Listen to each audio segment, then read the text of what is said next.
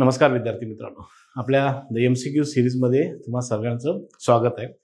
आता आपण साधारण 1.5 महिन्यापासून आपण MCQ सिरीज स्टार्ट केलेली आहे मित्रांनो।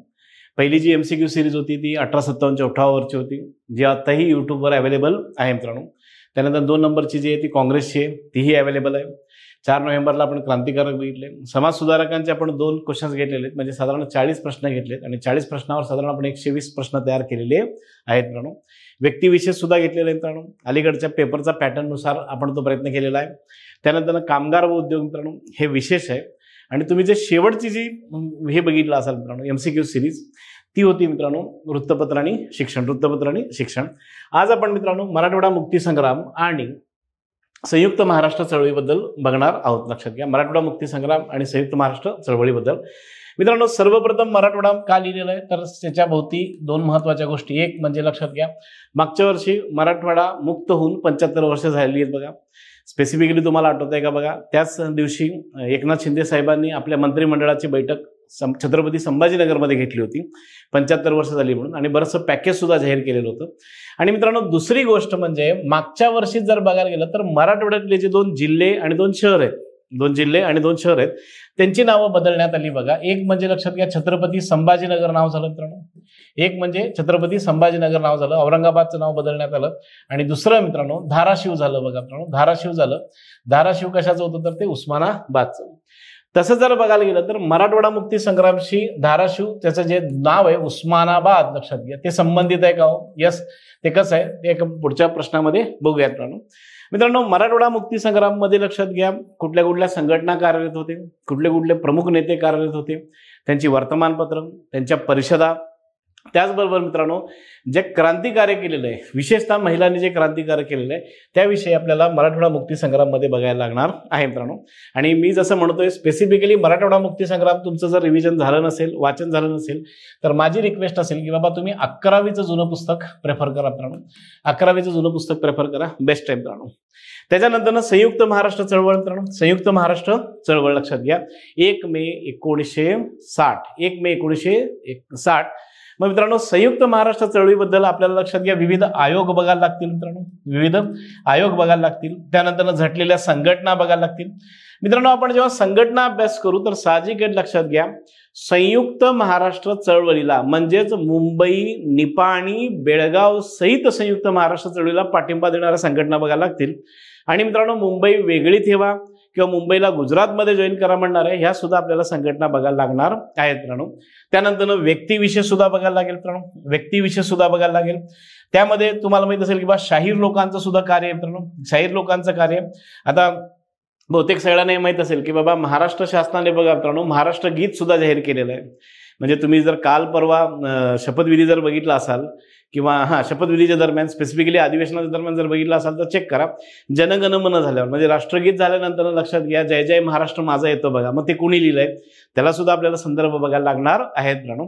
तर साधारण एका प्रश्नासाठी हे उपयुक्त आहे का हो तर त्याचं उत्तर आहे यस। आपण डायरेक्टली आता प्रश्नांकडे निघूयात मित्रांनो, डायरेक्टली आपण प्रश्नाकडे निघूयात मित्रांनो। संस्थानांबद्दल जर बोलत असेल मित्रांनो, संस्थानांबद्दल जर बोलत असेल तर बऱ्याचशा जणांना असं वाटतं की बाबा सर फक्त काश्मीर, त्यानंतर जुनागड आणि त्यानंतर मित्रांनो स्पेसिफिकली हैदराबाद, ज्याला तुम्ही आणि मी सध्या मराठवाड्याबद्दल बोलतोय लक्षात घ्या, याच्याबद्दल जर बोलत असेल असं जर वाटत असेल तर ते थोडंसं बरोबर आहे। पण लक्षात घ्या सध्याचा जर ट्रेंड बघायला गेलात तर साईड हिरो फर्स्ट मित्रांनो। महाराष्ट्रामध्ये सुद्धा बरीचशी संस्थानं होती मित्रांनो, महाराष्ट्रामध्ये सुद्धा बरीचशी संस्थानं होती लक्षात घ्या। काही संस्थानं स्वतःहून लक्षात घ्या भारतात विलीन झालेली आहेत आणि काही संस्थानांना थोडासा वेळ लागलेला आहे मित्रांनो। मग आपल्याला ते बघायचे। मग ते संस्थानं बघत असताना आपल्याला अजून 2 महत्त्वाच्या गोष्टी बघायच्यात। एक म्हणजे लक्षात घ्या फ्रेंच वसाहती आणि दुसऱ्या मित्रांनो पोर्चुगीज वसाहती मित्रांनो। एक म्हणजे फ्रेंच वसाहती आणि दुसऱ्या म्हणजे पोर्चुगीज वसाहती सुद्धा बघायला लागणार आहेत। पोर्चुगीज म्हटलं की तुम्ही सगळे मित्रांनो गोव्याला पळता, गोवा, दीव, दमण, दादर, नागर हवेलीला पळता मित्रांनो। पण मित्रांनो कधीतरी बघितलं असेल तर चेक करा फ्रेंच वसाहतींवर प्रश्न आलेले नाहीयेत, फ्रेंच वसाहतींवर प्रश्न आलेले नाहीयेत। माझा एक अंदाज आहे लक्षात घ्या, सध्याची जर डेप्थ बघायला गेलं तर माझा एक अंदाज आहे फ्रेंच वसाहतीवर येऊ शकतो। फ्रेंच म्हणजे सगळ्यांना माहित असेल पॉंडेचेरी, त्यानंतर लक्षात घ्या माहे, त्यानंतर कारिकल, त्यानंतर यानम आणि मित्रांनो चंद्रनगर. चंद्रनगर हे पश्चिम बंगाल पाशी, बाकीचे सगळेचे सगळे लक्षात घ्या हे तमिळनाडूच्या जवळ आहेत, लक्षात घ्या. या संदर्भात सुद्धा आपल्याला अभ्यास करावा लागणार आहे मित्रांनो. गोव्याबद्दल आय थिंक बऱ्याचशा जणांना माहिती आहे की बा गोव्याबद्दल लक्षात घ्या, मराठी माणसांचंच लक्षात घ्या गोवा मुक्त करण्यात सगळ्यात जास्त कॉन्ट्रीब्युशन आहे मराठीमध्ये, त्यामुळे आपल्याला ते बघायचे. आणि मित्रांनो राजांकडनं ज्या संस्था कार्यरत होत्या, राजांच्या संघटना बघायला लागतील मित्रांनो. आता राजाची जर संघटना बघत असो तर साहजिक लक्षात घ्या प्रजेच्या सुद्धा संघटना आपल्याला बघायच्या आहेत, लक्षात घ्या प्रजेच्या. त्यामुळं हा थोडासा व्याप्ती मोठी आहे का, तर त्याचं उत्तर आहे येस मित्रांनो. मग त्या बेसवर लक्षात घ्या एक प्रश्न घेतलेला आहे की बा कोल्हापूर प्रजा परिषदेची स्थापना डॅश आणि डॅश यांच्या प्रयत्नांनी झाली मित्रांनो. ऍक्च्युली प्रजा परिषदेचं कार्य होतं लोकल स्वरूपात होतं, पण प्रजा परिषद आता नावावरनं तर तुम्हाला कळालंय प्रजा परिषदेचं काम वाढलं कधी माहिती आहे का मित्रांनो, तर ते वाढलं 1935च्या कायद्यानंतर. 1935च्या कायद्यानंतर तुम्हाला आठवतंय का बघा, 1935च्या कायद्यानुसार निवडणुका वाढल्या मित्रांनो, अधिकार वाढले मित्रांनो, पण त्याचबरोबर संस्थानामध्ये निवडणुका नव्हत्या मित्रांनो. संस्थानांमध्ये निर्वाचन नव्हतं तर नियुक्ती होती, म्हणजे संस्थानामध्ये लोक निवडणार नाहीत प्रतिनिधी, तर राजा त्याचा प्रतिनिधी पाठवणार. मग त्याच्या विरोधात एक असंतोष होता आणि तिथनं प्रजा परिषदेचं कार्य वाढलेलं आहे. मग कोल्हापुरात प्रजा परिषदेचं कार्य कोणी स्टार्ट केलं होतं, तर ते होते लक्षात घ्या माधवराव बागल, भाई माधवराव बागल आणि रत्तप्पा कुंभार. रत्तप्पा कुंभार ही नावं लक्षात ठेवा मित्रांनो. कोल्हापूर प्रजा परिषद भाई माधवराव बागल आणि रत्नप्पा कुंभार त्यांनी प्रजा परिषदेचं काम करून कोल्हापूर, म्हणजे बऱ्याच वेळा त्याचं नाव करवीर संस्थान म्हणून सुद्धा येतं बघा, ते भारतात सामील होण्यासाठी ते प्रयत्न केलेले आहेत. झालेला आहे, सामील झालेला आहे, पण त्यासाठी तो प्रयत्न केलेला आहे. आणि हे कधीच आहे हो, 35च्या कायद्यानंतरच आहे, 35च्या कायद्यानंतर नाही. आणि 35च्या कायद्यानुसार 1937-1939 मध्ये निवडणुका झालेल्या होत्या मित्रांनो, निवडणूक झालेल्या होत्या. आता मराठवाड्याकडे येऊयात मित्रांनो. मराठवाडा म्हटलं की साहजिक लक्षात घ्या हैदराबाद मुक्ती संग्राम म्हटलं की विविध संघटना आपल्याला बघायला लागणार आहेत मित्रांनो. मग आझाद हैदराबाद मित्रांनो, हैदराबादचा निजाम आहे त्याचं नाव आहे लक्षात घ्या मीर उस्मान अली. हैदराबादचा जो शेवटचा निजाम आहे त्याचं नाव आहे मित्रांनो मीर उस्मान अली. मित्रांनो याच मीर उस्मान अलीच्या नावाने धाराशिवचं नाव 1904 साली उस्मानाबाद झालेलं आहे, लक्षात घ्या उस्मानाबाद झालेलं आहे मित्रांनो.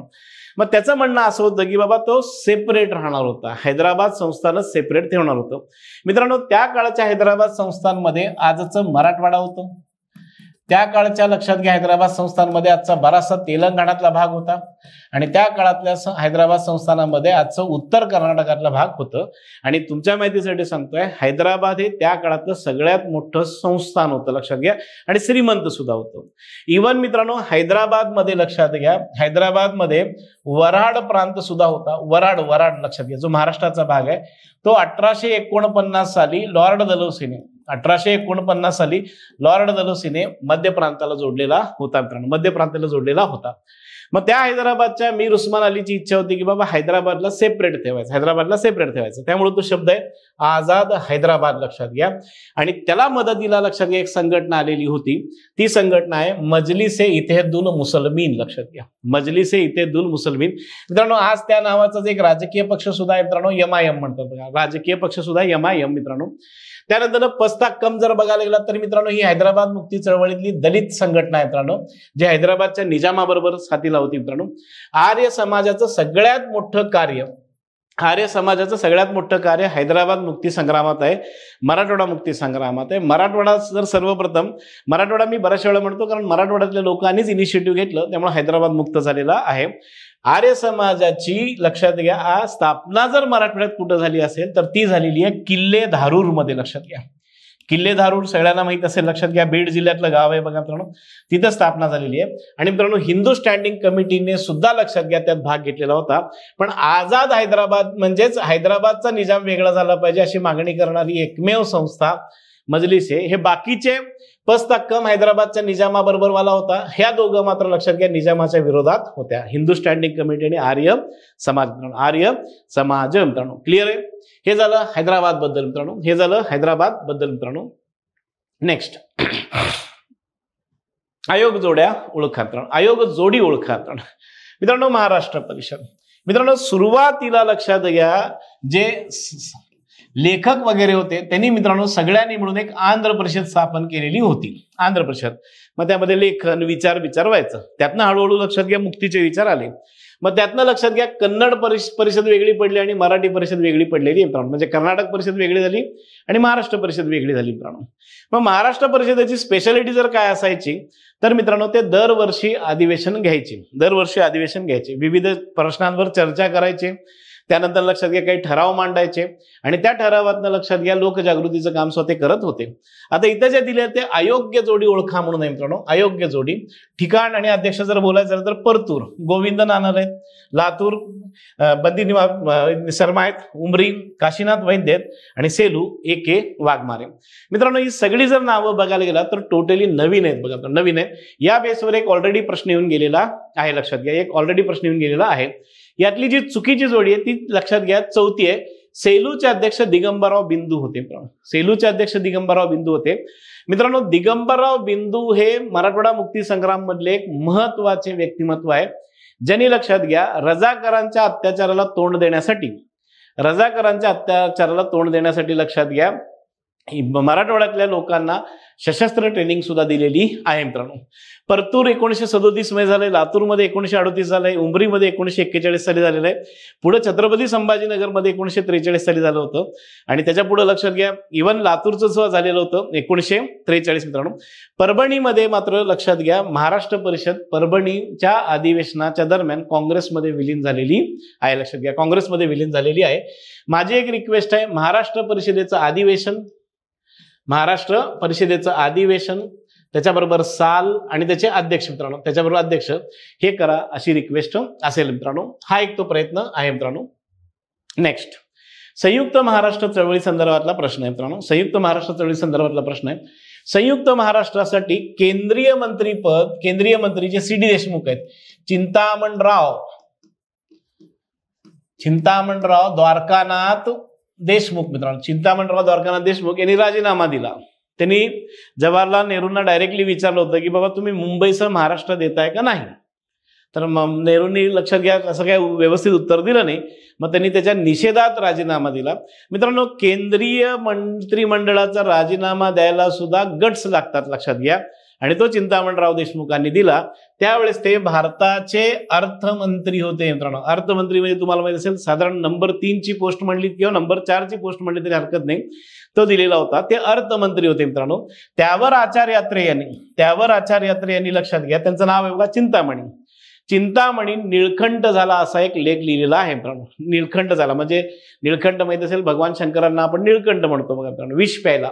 तसं लक्षात घ्या अर्थमंत्री पदाचा राजीनामा देणं जोक नसतं, तो दिलेला आहे लक्षात घ्या चिंतामणराव देशमुखांनी, C.D. देशमुखांनी मित्रांनो. त्यानंतर दार कमिशन मित्रांनो, जेव्हा आपण संयुक्त महाराष्ट्र चळवळ बघतो तेव्हा लक्षात घ्या दार कमिशन बघायला लागेल. त्यानंतर लक्षात घ्या JNP हे सुद्धा बघायला लागेल. लक्षात घ्या JNP बघायला लागेल. त्यानंतर फाजल अली कमिशन बघायला लागेल. मित्रांनो सगळे जे आयोग आहेत ते एकदा व्यवस्थित बघा. आणि माझी एक रिक्वेस्ट असेल त्यासाठी लक्षात घ्या 11वीचं पुस्तक बेस्ट असेल. त्यासाठी 11वीचं पुस्तक हे बेस्ट आहे लक्षात घ्या. मग सदस्य संख्या बघा मित्रांनो, पाठिंबा कुणी दिला बघा, विरोध कुणी केला हे सुद्धा बघून घ्या मित्रांनो, एकदाच बघून घ्या. आणि मी परत एकदा रिपीट करतोय 11वीचं पुस्तक हे बेस्ट आहे मित्रांनो. मित्रांनो इथं साक्ष जर कुणी दिली असेल तर संयुक्त महाराष्ट्र परिषदेने दिली, कम्युनिस्ट पक्षाने दिली, डॉक्टर बाबासाहेब आंबेडकरांनी दिली आणि सर जमशेदजी जहांगीरने सुद्धा दिलेली होती. लक्षात घ्या सर जमशेदजी जहांगीरने सुद्धा दिलेली होती मित्रांनो. जमशेदजी जिजीभाई त्यावेळेस नव्हते लक्षात घ्या. त्यानंतर माओवादी कम्युनिस्ट पक्ष सुद्धा नव्हता लक्षात घ्या आणि BJP सुद्धा नव्हतं. त्यामुळे त्याचं उत्तर जे असेल ते नंबर 1 आहे. Sir Jamshedji Jahangir, doctor Babasaheb Ambedkar, communist पक्ष, संयुक्त महाराष्ट्र परिषद. मित्रांनो कुठले कमिशन होते, कोण सदस्य होते, कुणी पाठिंबा दिला, कुणी विरोध दिला हे तिथं दिलेलं आहे बघा. दार कमिशनचे अध्यक्ष S.K. दार होते. सुरुवातीला स्थापना झाली होती. महाराष्ट्राकडनं सल्लागार म्हणून हरिभाऊ पासलकर आहेत लक्षात घ्या. संयुक्त महाराष्ट्रासाठी महाविदर्भ समितीने साक्ष दिली होती. म्हणजे मुंबईसह महाराष्ट्र झाला पाहिजे मागणी करणारे हे सगळी मंडळी आहेत मित्रांनो. आणि संयुक्त महाराष्ट्र विरोधी म्हणजे मुंबई देऊ नका म्हणणारे मित्रांनो मुंबई काँग्रेसवाले होते. मुंबईला महाराष्ट्रात देऊ नका म्हणणारे काँग्रेसवाले होते मित्रांनो. महागुजरात परिषद होती मित्रांनो आणि इंडियन मर्चंट चेंबर सुद्धा होतं मित्रांनो. कमिशनने काय निर्णय दिलाय, तर कमिशनने सांगितलं की बा सध्या तरी वेळ आलेली नाहीये, सध्या आपण स्वतंत्र झालेलो, थोडंसं देशापुढच्या समस्या बघू म्हणाले. आणि तुम्हाला माहित असेल महाराष्ट्रीयन लोकांचा एक स्वभाव आहे, इंडिया फर्स्ट, देश फर्स्ट. मग महाराष्ट्रीयन लोक म्हणाले ठीक आहे म्हणे, देशाचं बघा. पण त्याच दरम्यान पंडित जवाहरलाल नेहरूंनी, त्या काळचे जे पंतप्रधान होते, त्यांनी आंध्र प्रदेशची निर्मिती केली. जेव्हा लक्षात घ्या आंध्र प्रदेशमध्ये आंदोलन चालू झालं. आता आंध्र प्रदेशची निर्मिती केल्यावर लक्षात घ्या परत एकदा संयुक्त महाराष्ट्र चळवळ पेटलेली आहे मित्रांनो. ते सुद्धा एकदा बघून घ्या मित्रांनो. नेक्स्ट प्रश्न क्रमांक 6 लक्षात घ्या. डॅश यांनी भारत पाकिस्तान बरोबर जैसे ते करार केला मित्रांनो. स्टेटस को, जैसे ते करार केला मित्रांनो. आता हैदराबादचा निजाम, भोपाळचा नवाब, काश्मीरचा राजा आणि जुनागडचा नवाब या चारही जणांनी भारतात सामील व्हायला नकार दिलेला आहे मित्रांनो. चारही जणांनी.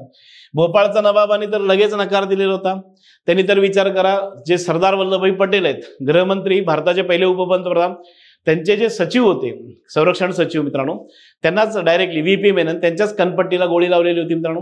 पण तो नंतर आत आलेला आहे. भोपाळचा नवाब, हैदराबादचा निजामाबद्दल आपण ऑलरेडी बघितलेलं आहे. जुनागडच्या नवाबाला आपण जुनागड ताब्यात घेतलेला आहे मित्रांनो. जैसे ते जर कोणी केलं होतं तर तो ते काश्मीरचे राजे हरी सिंह. त्यांना काश्मीरला स्वित्झर्लंड करायचं होतं मित्रांनो. त्यांना काश्मीरला स्वित्झर्लंड करायचं होतं, लक्षात घ्या. आणि त्यांना भारत आणि पाकिस्तान बरोबर संबंध जसेच्या तसे ठेवायचे होते, म्हणजे जे काही संबंध तसेच ठेवायचे होते, लक्षात घ्या. त्यामुळे तो जो करार आहे तो काश्मीरच्या राजांनी केलेला आहे. आणि त्यांचे जे सल्लागार आहे ह्यांच्यावर प्रश्न ऑलरेडी येऊन गेलेला आहे, ते म्हणजे मेहरचंद महाजन मित्रांनो. त्यानंतर थोडासा वेगळा आहे राजा आणि ब्रिटिशांचे संबंध. भारतीय राजे व इंग्रजांच्या संबंधांचा अध्ययन करण्यासाठी 1927 साली कोणती समिती स्थापन झाली. आता 1927 म्हणलं की आपण सगळेजण लक्षात घ्या, एकालाच पकडून आणतो, सायमन कमिशन मित्रांनो. सायमन कमिशन सुद्धा 1927 साली झाला होता, पण सायमन कमिशनचा उद्देश वेगळा होता. इथं आपला प्रश्न काय सांगण्यात आलाय बघा मित्रांनो, राजे भारतातले आणि इंग्रजांचे संबंध मित्रांनो. मग त्यासाठी जर कुठलं कमिशन नेमण्यात आलं होतं तर ते होतं बटलर कमिशन मित्रांनो. Butler commission. आता हे लक्षात कसं द्यायचं, सायमन कमिशन येत नाही. हंटर कमिशन तुम्ही ऐकलं असेल. हंटर कमिशन 2 ठिकाणी होतं. एक होतं शिक्षणासाठी, तुम्ही जर मागचे व्हिडिओज बघितला असाल तर, आणि दुसरं होतं जालियनवाला बागसाठी. रॅले कमिशन तुम्ही मागचा व्हिडिओ जर बघितला असाल तर रॅले कमिशन शिक्षणासाठी होता, कर्जनने आणलेला. त्यामुळे ह्याचं जे आन्सर आहे ते बटलर कमिशन आहे. बटलर कमिशन म्हणजे राजा आणि ह्यांचा संबंध कसा आहे, आणि राजांनी आपली बाजू मांडण्यासाठी, राजे आपले किती महान आहेत बघा, आपली बाजू मांडण्यासाठी लेस्ली स्कॉट नावाच्या एका विधितज्ञाला नेमलेलं होतं मित्रांनो. तर दॅट इज बटलर कमिशन मित्रांनो. काठियावाड प्रजा परिषद, मी मगाशीच म्हणालो बघा, आपण बऱ्याचशा वेळा काय करतो, हैदराबाद डोक्यात घेतो, त्यानंतर काश्मीर घेतो, आणि त्याच्यानंतर मित्रांनो जुनागड घेतो. जुनागड लक्षात घ्या. जुनागड हा गुजरातच्या काठियावाड भागात येतो, आणि तिथं लक्षात घ्या जुनागडचा जो नवाब आहे त्याचं नाव आहे महाबत खान. त्याच्या विरोधामध्ये काठियावाड प्रजा परिषदेची स्थापना झालेली होती. मग महात्मा गांधी होते का, तर त्याचं उत्तर नाहीये. समळदास गांधी होते, बळवंतराय मेहता होते. समळदास गांधी हे महात्मा गांधींचा सख्या पुतण्या आहे, लक्षात घ्या. सक्का पुतण्या आहे मित्रांनो. तर लक्षात घ्या, समळदास गांधी, रसिकभाई पारेख आणि बळवंतराय मेहता या काठियावाड प्रजा परिषदेत होते, लक्षात घ्या. काठियावाड प्रजा परिषदेमध्ये होते. समळदास गांधी इथे, वल्लभभाई पटेल नव्हते मित्रांनो, त्यावेळेस गृहमंत्री होते. शाहनवाज भुट्टो हा महाबत खानचा दिवाण होता मित्रांनो. दिवाण होता, जुनागडचा दिवाण होता मित्रांनो. आणि महाबत खान मी मगाशी म्हटल्यासारखं तो कोण आहे, तर तो लक्षात घ्या जुनागडचा नवाब आहे मित्रांनो. आता दक्षिण संस्थान हितवर्धक सभेची संस्थापक कोण मित्रांनो. दक्षिण संस्थान हितवर्धक सभा मित्रांनो, दक्षिण भाग झाला. प्रजासाठी काम कोणी करायचं, तर मित्रांनो ते होते, लक्षात घ्या, न. ची. केळकर व अनंत विनायक पटवर्धन मित्रांनो. पुण्यामध्ये या संस्थेची स्थापना झालेली होती, स्पेसिफिकली संस्थानातल्या प्रजेच्या कार्यासाठी मित्रांनो. तर ते होते त्याच्याबरोबर लक्षात घ्या आनंद विनायक पटवर्धन न ची केळकर आहेत, 1921 सालचा आहे मित्रांनो. पुण्यात दक्षिण संस्थान सभा झाली होती. पुढे मित्रांनो त्यांनी अखिल भारतीय स्तरावर लोकपरिषद स्थापना केली होती आणि त्यांचं एक वर्तमानपत्र आहे. वर्तमानपत्राकडे जोडसं लक्ष द्या. संस्थाने स्वराज म्हणजे स्वराज्यातल्या म्हणजे प्रजा याच्यातल्या बातम्या ते देत होते, लक्षात घ्या. जमतंय. प्रश्न क्रमांक 10 मित्रांनो, शक्यतो फ्रान्सच्या वसाहतीवर आजपर्यंत प्रश्न आलेला नाही. एका दुसरा चुकून आलेला असेल, लक्षात घ्या, पण तो एक देण्याचा एक प्रयत्न करतोय. लक्षात घ्या. डेप्थ वाढलाय बघा मित्रांनो, डेप्थ वाढलेलं आहे बघा मित्रांनो. म्हणजे विषय थोडेसे खोल आहेत बघा, माहिती आहे ना, आप्पाचा विषय खोल आहे असं काहीतरी आहे बघा मित्रांनो. तर त्याच्या बेसवर फ्रेंच वसाहतींच्या स्वातंत्र्यासाठी खालीलपैकी कोणत्या संघटना स्थापन झाल्या होत्या, लक्षात घ्या. खालीलपैकी कोणत्या संघटना स्थापन झाल्या होत्या. आता पहिले नावं बघा मित्रांनो. फ्रेंच इंडियन काँग्रेस व the French East India Student Congress, French Indian National Congress, the French Indian Student Congress, French East Indian National Congress व the French East India Student Congress, French मुक्ती संग्राम आणि पॉंडेचेरी स्टुडंट संघम. मित्रांनो ह्याचं उत्तर आहे, लक्षात घ्या, नंबर 2 मित्रांनो, नंबर 2. आणि स्पेसिफिकली जर बोलायचं झालं तर दोघांची स्थापना 1946 आहे, लक्षात घ्या. इथं शब्द आहे मित्रांनो, मुद्दामून ते शब्द वाढवलेले तिथं दाखवतोय. फ्रेंच इंडियन नॅशनल काँग्रेस, जमतं का बघा. इंडियन नॅशनल काँग्रेस तुम्हाला मला माहित आहे आणि दी फ्रेंच इंडियन स्टुडंट काँग्रेस आहे, लक्षात घ्या. इथं मुद्दामून ईस्ट शब्द टाकलेला आहे, चुकावं म्हणून, लक्षात घ्या, चुकावं म्हणून लक्षात घ्या. तर या संघटनेची स्थापना 1946 साली. 54 मध्ये भारत आणि फ्रेंचांचा करार झाला. त्यानुसार फ्रेंच इंडियन स्टुडंट काँग्रेसचे संस्थापक अँथोनी मरिया दास, दोराई मौनीस्वामी अरुमुगवन यांनी, लक्षात घ्या, कार्य केलेलं होतं. आणि फ्रेंच इंडियन काँग्रेसचे संस्थापक होते अन्सारी दोराई स्वामी, लक्षात घ्या. ही नावं मित्रांनो VIP कॅटेगरीत टाका. स्क्रीनशॉट मारला तरी काय हरकत नाहीये मित्रांनो, स्क्रीनशॉट मारला तरी काय हरकत नाहीये मित्रांनो. नेक्स्ट प्रश्न. दार कमिशन परत एकदा घेतलं मित्रांनो, दार कमिशन परत एकदा घेतलं. 47च्या दरम्यानचा, लक्षात घ्या. त्यामुळे मुद्दामून खालीलपैकी कोणत्या मुद्द्यांचा दार कमिशनच्या कक्षेत समावेश होता. मुंबई महाराष्ट्राला जोडायचं का गुजरातला, भाषावर प्रांत रचना करायची का नाही, भाषावर प्रांत रचना करत असताना कोणकोणते व कसे प्रांत बनवायचे त्याची चौकशी करणे, आणि बेळगाव महाराष्ट्राला द्यायचा का कर्नाटकाला. मित्रांनो मी रिपीट करतोय, हे 11वीच्या पुस्तकातला घेतलेला प्रश्न आहे. प्रश्न व्यवस्थित वाचायला लागेल आणि मित्रांनो त्याचं उत्तर सुद्धा व्यवस्थित बघायला लागेल, लक्षात घ्या. तर तसं जर बघायचं झालं तर मित्रांनो, तसं जर बघायचं झालं तर त्यांनी फक्त 2 मुद्द्यांचा समावेश केलेला आहे, लक्षात घ्या.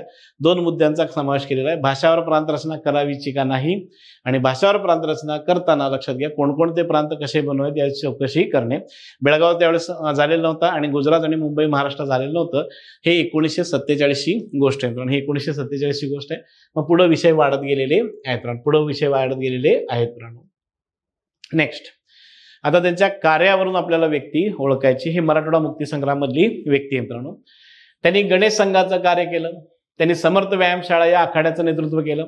मराठवाडा संग्राम मुक्ती संग्राम कामगिरीमुळे त्यांना संत भूमीचा योद्धा म्हणून गौरव करण्यात आला. खादी ग्रामोद्योग व शेतकरी चळवळ करत मराठवाड्याच्या विकासाचा त्यांनी प्रयत्न केला मित्रांनो. कोण आहेत ते मित्रांनो, आता बऱ्याचशा वेळा लक्षात घ्या, स्वामी रामानंद तीर्थांबद्दल बोललं जातं, गोविंदभाई श्रॉफांबद्दल बोललं जातं, AK वाघमारे संपादक होते आणि गोविंद नानल. तर मित्रांनो ह्याचं जे उत्तर आहे मित्रांनो, ह्याचं जे उत्तर आहे, लक्षात घ्या, ते आहेत मित्रांनो स्वामी रामानंद तीर्थ, लक्षात घ्या, स्वामी रामानंद तीर्थ. त्यांच्या पूर्ण नावावर सुद्धा एकदा प्रश्न आलेला आहे मित्रांनो, त्यांच्या पूर्ण नावावर सुद्धा एकदा प्रश्न आलेला आहे. सरस्वती भुवन संघटना होती, नांदेड एज्युकेशन सोसायटी स्थापना केली होती. इव्हन मित्रांनो ते खासदार सुद्धा होते मित्रांनो, इव्हन ते छत्रपती संभाजीनगरमधून एकदा खासदार होते आणि कलबुर्गीमधून एकदा खासदार होते.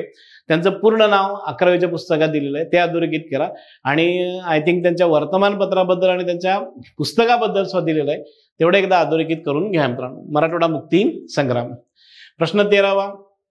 मराठवाडा मुक्ती संग्रामच्या वेळेस हैदराबादचा निजाम कोण होता. आपण ऑलरेडी त्याची चर्चा केलेली आहे मगाशी मित्रांनो. ज्याच्या नावानेच गावचं नाव झालेलं होतं तो आहे मित्रांनो मीर उस्मान अली. मीर उस्मान अली हा शेवटचा हैदराबादचा निजाम आहे मित्रांनो, हा शेवटचा हैदराबादचा निजाम आहे, लक्षात घ्या. आता याच्याबद्दल थोडंसं डिटेल दिलेलं आहे मित्रांनो. मीर उस्मान अली हा शेवटचा निजाम होता सांगितलं. मीर आलियावर जंग हैदराबादचा राज्यपाल होता. पुढे मित्रांनो हा इव्हन तुमच्या माहितीसाठी सांगतोय महाराष्ट्राचा राज्यपाल झालाय. इव्हन घटना समितीत तो होता. कासिम रजवीचं तुम्ही नाव ऐकलं असाल, रजाकारांचा प्रमुख होता, ज्याने लक्षात घ्या हिंदूंवर अन्वयित अत्याचार केलेले मित्रांनो. त्याला सिद्दीके दक्कन हे पद देण्यात आलेलं होतं आणि तो प्रॉपर उदगीरचा होता. लक्षात घ्या प्रॉपर उदगीरचा होता. लक्षात घ्या त्याच्यावर सुद्धा मागच्या वर्षी एक चित्रपट आला होता बघा मित्रांनो, रजाकार म्हणून चित्रपट आला होता मित्रांनो. त्यानंतर प्रश्न क्रमांक 14, जालना जिल्ह्याच्या राणी लक्ष्मीबाई कुणाला म्हणलं जातं? मित्रांनो मराठवाडा मुक्ती संग्राम मध्ये लक्षात घ्या जसा पुरुषांचा सहभाग होता ना तसा महिलांचा सुद्धा जोरदार सहभाग होता. लक्षात घ्या जोरदार सहभाग होता. अक्षरशः बॉम्ब टाकणे, लक्षात घ्या निजामाच्या सैन्याला मारणं, लक्षात घ्या गोळ्या घालणं डायरेक्टली, हे सगळं कार्य केलंय का? तर त्याचं उत्तर आहे यस मित्रांनो. मित्रांनो जालना जिल्ह्याच्या लक्ष्मीबाई जर कोणाला म्हटलं गेलंय तर त्यात मित्रांनो दगडाबाई शेळके मित्रांनो, दगडाबाई शेळके मित्रांनो.